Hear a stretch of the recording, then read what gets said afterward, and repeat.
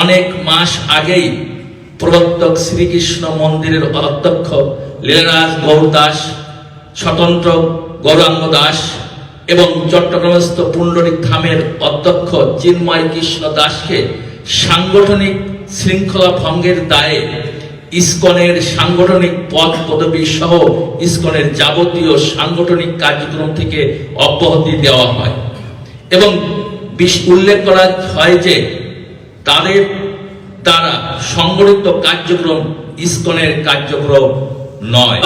গত ৩রা অক্টোবর ২০২৪ ইংরাজি তারিখে অফিসিয়াল বিবৃতির মাধ্যমে জানানো হয় যে চিন্ময় কৃষ্ণ দাস, চন্দন কুমার ধর ইসকন বাংলাদেশের মুখপাত্র নন, তাই তার বক্তব্য সম্পূর্ণ তার ব্যক্তিগত।